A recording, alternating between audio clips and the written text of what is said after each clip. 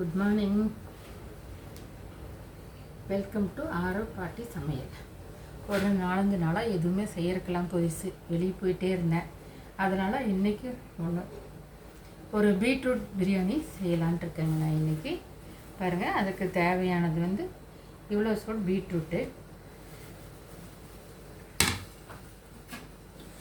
இந்த டம்ளரில் எப்பவும் போடுற டம்ளர் தான். இதில் நான் 1 டம்ளர் அரிசி எடுத்திருக்கேன். அதுக்கு 3 டம்ளர் தண்ணி ஊற்றி ஊற வச்சுருக்கேன். அந்த 1 டம்ளர் அரிசிக்கு இவ்வளோ சொல் பீட்ரூட்டு, இந்த தேங்காய், 3 வரமிளகாய், கொத்தமல்லி, கொஞ்சம் புதினா, ஒரு 4-5 சின்ன வெங்காயம், பூண்டு, சோம்பு, பட்டை, கிராம்பு இதெல்லாம் நம்ம அரைக்கணுங்க. அரைச்சிட்டு அப்படியே தாளித்து விட்டுக்கலாம். நம்ம அரைச்சிட்டு பார்க்கலாம்.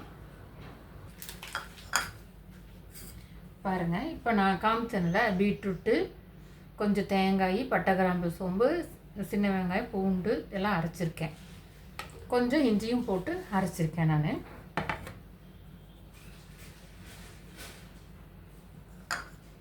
இப்போ இதை தாளிக்கலாங்க. அடுப்பு பற்ற வச்சாச்சு. தாளிக்கிறதுக்கு ஒரு பிரியாணி இலை, முந்திரி பருப்பு, மராத்தி மொக்கு, சும்மா லைட்டாக மசால் போட்டிருக்கேன், அவ்வளோதான்.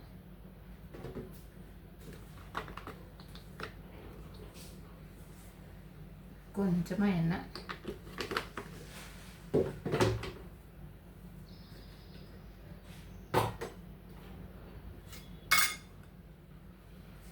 ஒரு 2 ஸ்பூன் நெய்,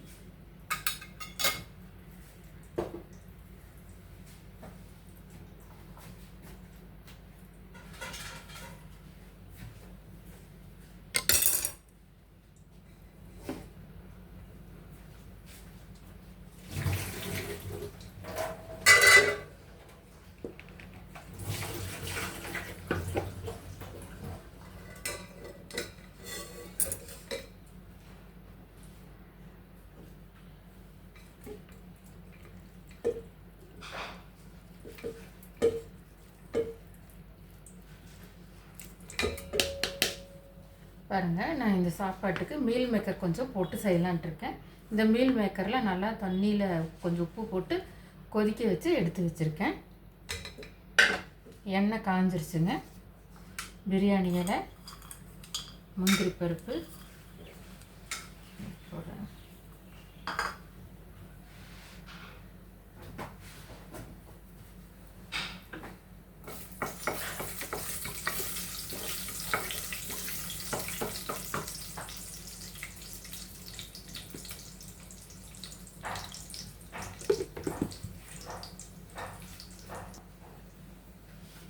பாருங்கள், முந்திரி பருப்பெல்லாம் போட்டாச்சு. இப்போ நம்ம அரைச்சி வச்சு ஊற்றி இந்த பீட்ரூட்டு மசாலாவை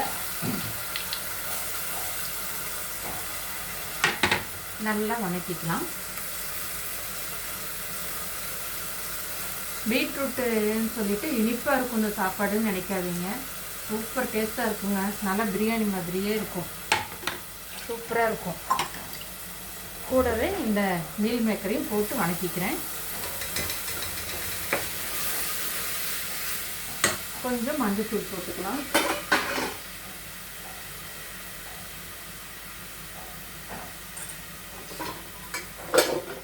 நான் எப்பவுமே இது செய்யும்போது கேட்பாங்க எல்லாம், என்ன பீட்ரூட் சாப்பாடா இனிப்பாக இருக்கும் அப்படின்ட்டு.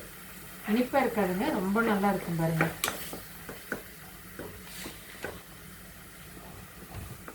சூப்பராக இருக்கும். கலரும் ரொம்ப அழகாக இருக்கும். இந்த தேங்காய் போடுறதுனால நல்லா பசவாக இருக்கும் பாருங்கள். தெரியுதுங்களா எப்படி வதக்கிட்டு இருக்கேங்க.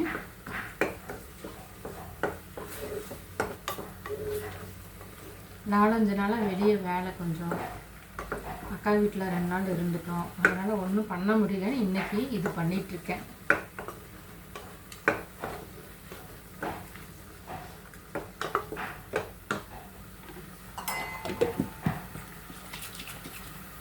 நம்ம இந்த 3 டம்ளர் தண்ணியை எடுத்து வச்சுருக்கோம் பாருங்கள். அந்த தண்ணியவே ஊற்றி தான் மிக்ஸி அலசி ஊற்றணும். எக்ஸ்ட்ரா தண்ணி ஊற்றக்கூடாது. அதே மாதிரி இது பிரியாணி அரிசியில் நார்மல் சாப்பாட்டு அரிசி தான்.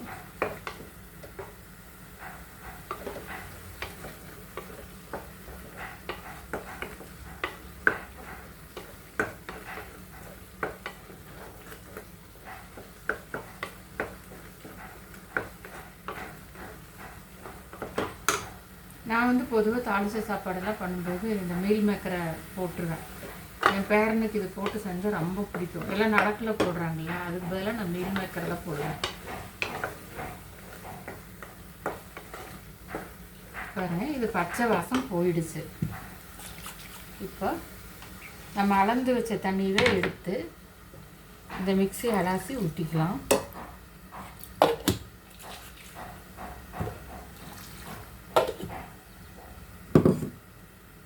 இப்போ அரிசி ஊற வச்ச அரிசியும் போடுறேன் பாருங்கள். இது நல்லா 1 மணி நேரமாட்டம் ஊறி இருக்கு அரிசி.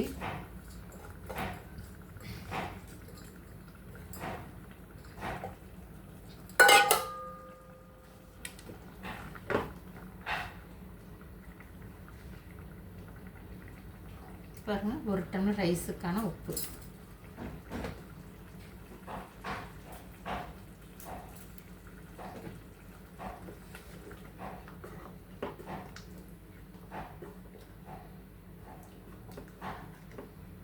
நல்லா கலந்துக்கணும்.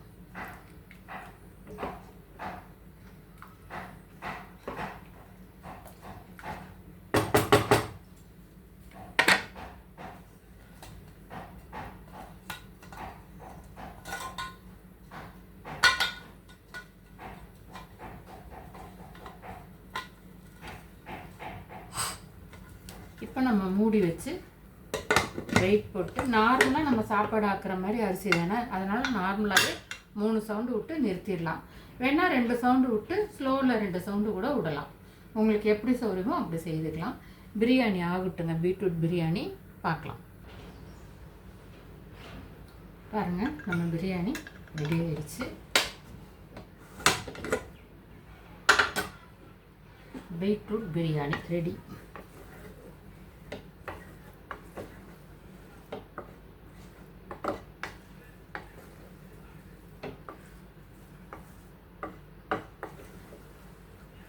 மஞ்சத்தூள் போட்டங்காட்டி கலர் இப்படி இருக்கு.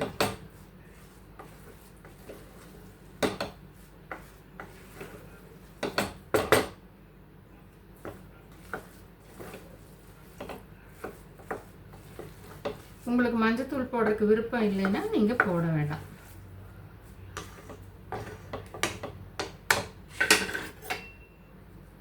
பாருங்கள், மணக்க சுவையான பீட்ரூட் பிரியாணி ரெடி ஆயிடுச்சு.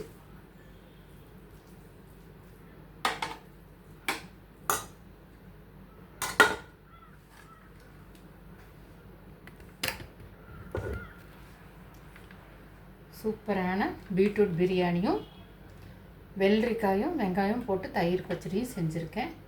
வாங்க ஆரோ பாட்டி வீட்டுக்கு சாப்பிடலாம். இது மாதிரி நீங்களும் ட்ரை பண்ணி சாப்பிட்டு பாருங்கள். மஞ்சத்தூள் போடாமல் இருந்தீங்கன்னா க்ளீனாக அந்த பீட்ரூட் கலர்லேயே வரும். நான் இன்றைக்கி கொஞ்சம் மஞ்சத்தூள் சேர்த்து செஞ்சுருக்கேன். நீங்களும் சமைச்சு பார்த்துட்டு எப்படி இருக்குன்னு கமெண்ட் பண்ணுங்கள், லைக் பண்ணுங்கள், ஷேர் பண்ணுங்கள். தேங்க்யூ.